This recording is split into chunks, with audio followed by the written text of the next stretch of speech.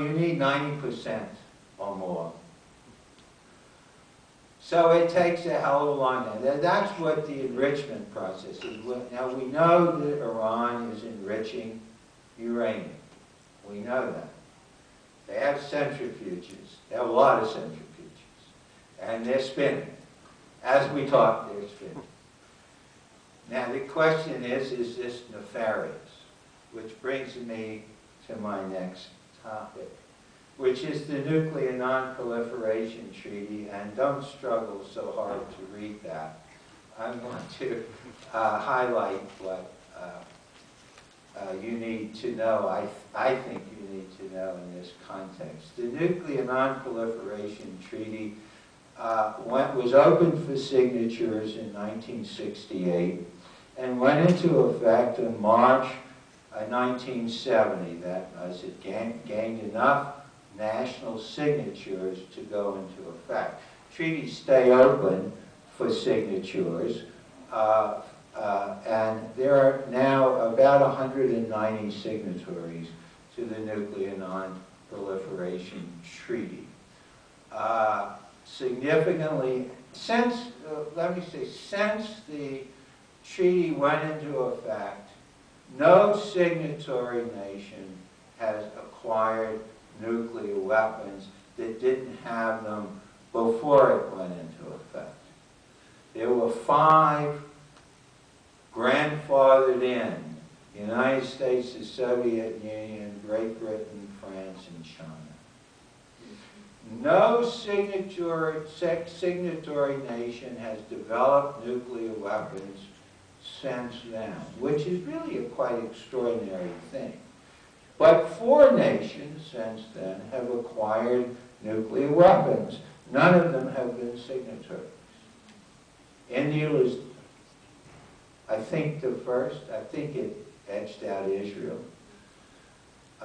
Then Israel, then later Pakistan, and most recently North Korea.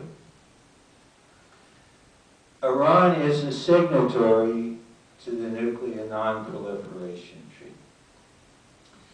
In 2009, when Obama went to Prague and gave a speech that rather thrilled everyone and helped convince the Nobel Prize Committee that he was qualified for the prize, the Nobel Peace Prize, he said this, and this can be found on the U.S. Department of State website.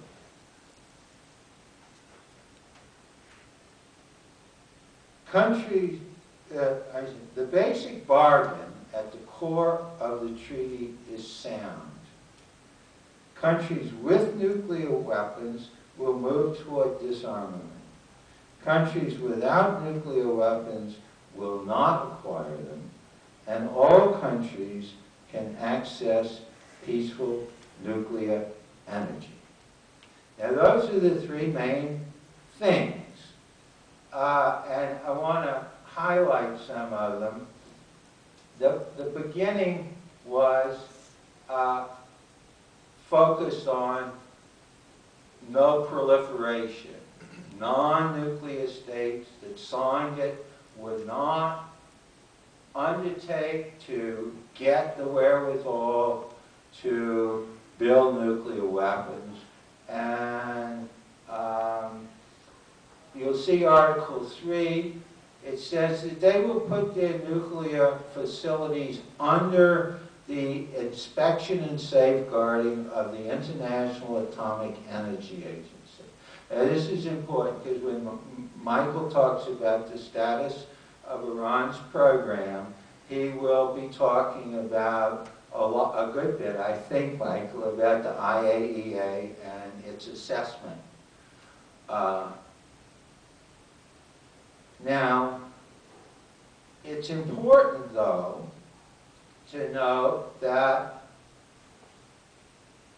the non-nuclear states were entitled to develop civilian nuclear programs. And you see Article 4, nothing in this treaty shall be interpreted as affecting the inalienable right of the parties to the treaty to develop research, production, and use of nuclear energy for peaceful purpose without discrimination and in conformity with Articles 1 and 2 of this treaty.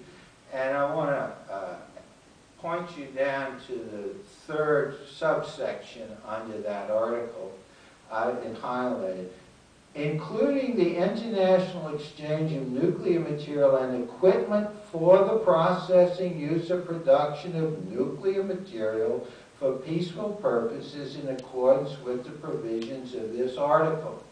In other words, when we tell Iran, you cannot enrich uranium, Iran says to itself, and presumably us, so we never hear them, but we are entitled under the treaty to process uranium, enrich uranium for peaceful nuclear purposes. Now that begs the question about the intention of the program, but let me say that to tell Iran that it has no business enriching uranium is a violation of the treaty that they signed and we signed. Now the third part of the bargain was in Article 4. Each of the parties to the treaty undertakes to pursue negotiations in good faith on effective measures relating to the cessation of the nuclear arms race at an early date and to nuclear disarmament. And then, this is never talked about, and on a treaty on general and complete disarmament under strict and effective international control. You may not have known that the United States had committed itself in 1970 to general and complete disarmament.